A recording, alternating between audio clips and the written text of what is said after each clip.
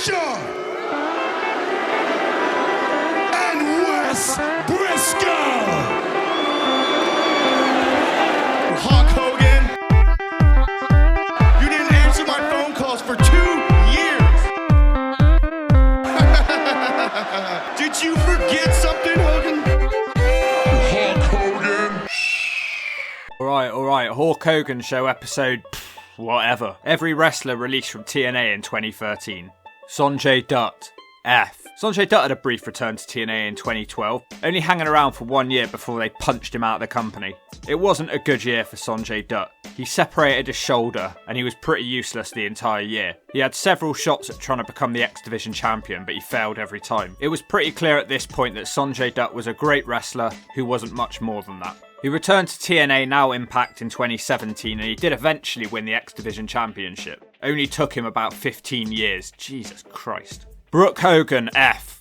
What did she do in TNA? What was the point in her? She was just brought in through nepotism, just so Hawk Hogan could try and make his daughter more famous. She was bad on the mic. She wasn't as good as her pictures showed. They photoshopped them to make her look a lot nicer. And then they put her in charge of the Knockouts division, but it was completely dumb because she just sounded like an airhead bimbo and all the other Knockouts sounded more intelligent and better looking than her. I know I'm a bit harsh on some people, like Sanjay Dutt getting an F, but Brooke Hogan, man, they could have really just not bothered with her. She didn't bring anything at all to the table. And sticking with the Hogan family, Hawk Hogan, he was also released in 2013. It's hard to decide what to grade him. I'm not going to give him an F because he did bring some eyes to the product.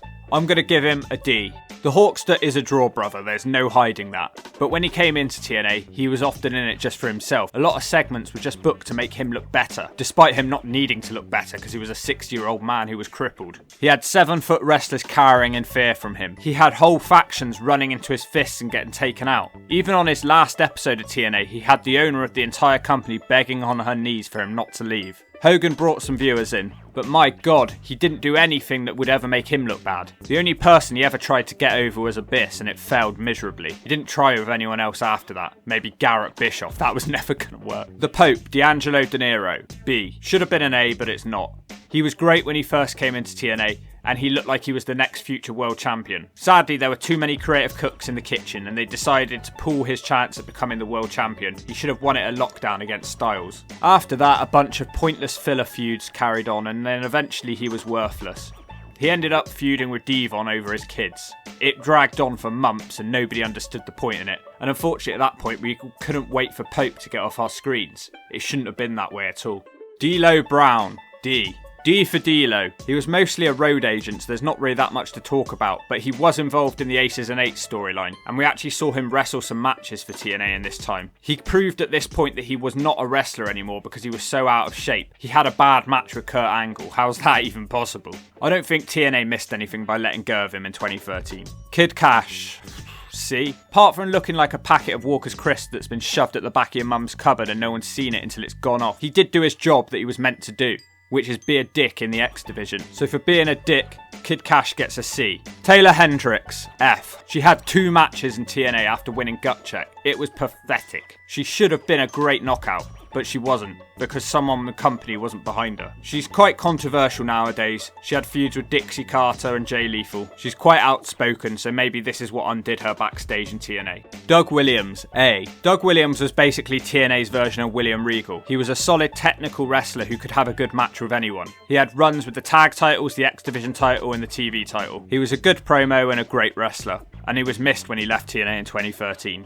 Alex Silva, F. He was that guy who was hired in TNA Gut Check when he wasn't supposed to get hired. Ric Flair changed his mind and decided to vote yes for him, and then Ric Flair left the company. So Alex Silva should have never been hired in the first place. So TNA continued to do absolutely nothing with him because they didn't want him in the first place. He was in developmental for years, and nowadays he's in jail. He's kind of a troubled guy. He did a very strange shoot interview where he claimed to have sex with Sonny. Chavo Guerrero, D. For long-time viewers on my channel, you'll know I pretty much hate this guy, because all he ever does is talk about being a Guerrero and his legacy with his uncle. Not to take away from his wrestling ability, he's great in the ring, but that's it, he does nothing. He hasn't tried to change over the years, he just looks like a stale Eddie Guerrero tribute act. The tributing continued when they started doing an LAX ripoff. It was him and Hernandez. They were pushed over more deserving teams like Bad Influence, and I hated it. Their theme music was bad as well. Shove these guys. Doc, D.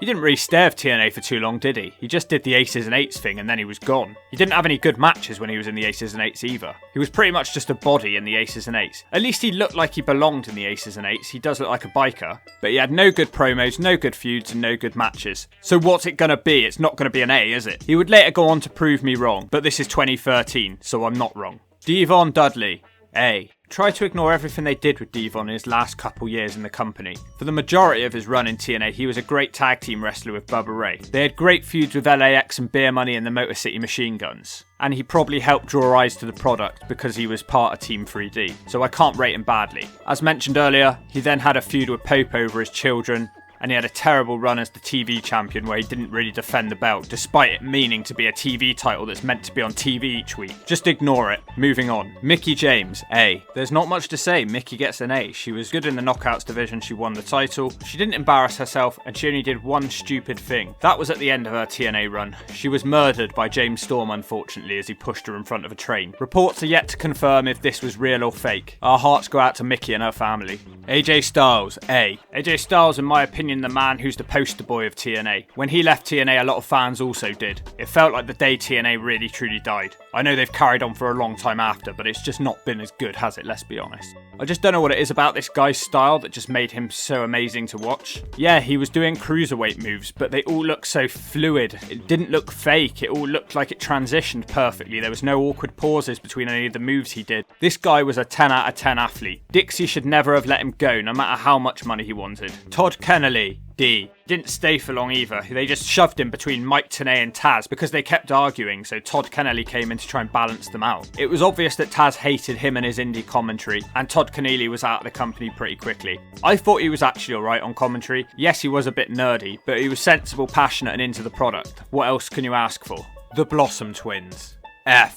Despite being English, the Blossom Twins were completely unknown to me when they came into the company. They were part of TNA British Boot Camp in 2012. Yes, 2012, you heard me right. I know this is a list about 2013, but hear me out.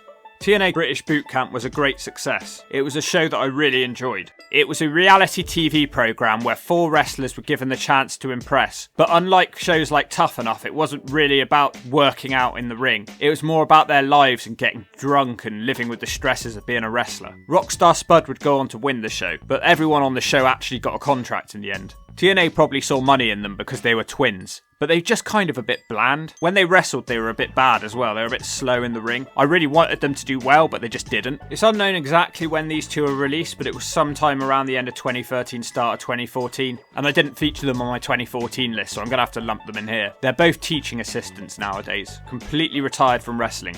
Crimson. D. I'm not going to give him an F. I know a lot of people would probably want me to. It wasn't that bad, come on guys. They tried to push him as the new Goldberg. It didn't work. But really, it wasn't an F. There were some good things to what the guy did. He just let us down a little bit ultimately because nothing came with the push he had. But he wasn't Garrett Bischoff or Wes Briscoe, was he? So Calval, B.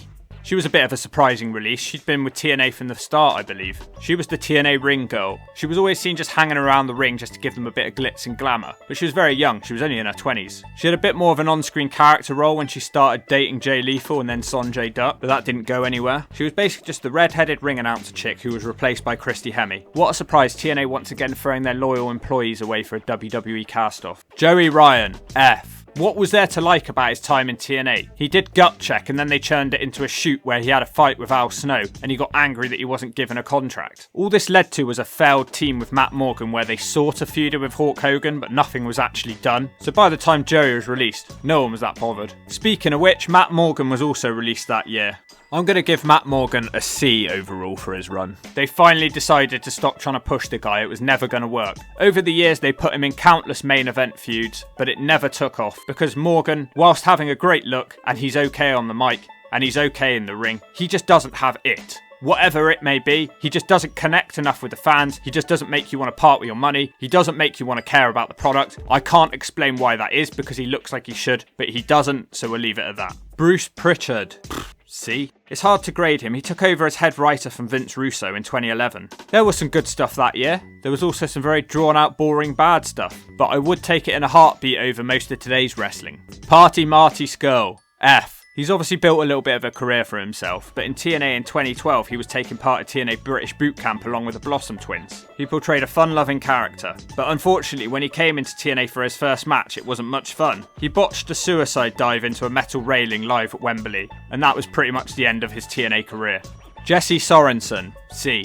He was off to a good start. They had him in the X division, he was doing quite alright, but then he broke his neck as Zema Ion crashed down with his knees on Sorensen's neck. He had a good look and it felt like he had a ready-made storyline for when he came back from his neck break. Sadly it never happened as TNA didn't want him to wrestle anymore. That's not his fault though. I quite like the guy. Christian York, D. He's another one who came in through gut check, but this guy had already had a bit of a career for himself. He was in ECW at one point. The real ECW, that is. Christian York had a hippie surfer gimmick, and he had some good matches at the start, but it quickly went downhill as he started to botch things, and then he just disappeared from TV.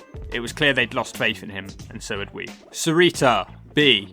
She never had that one defining match in TNA that she should have. She was a luchador who could have had a great match with a lot of people, but she just didn't for some reason. They never really gave her the TV time in her matches, and Knockouts women wrestling wasn't really taken seriously at the time. She was hot though, so that's a big thumbs up from this Hawk. RVD, B. Rob developed a bit of a reputation as being no-job Rob in TNA, because he rarely lost. Yes, he was one of the biggest stars in the company at the time, so he probably deserved to be pushed. But there were some instances where he could have done with putting someone over. He had some good matches and he helped add to the growing TNA main event scene.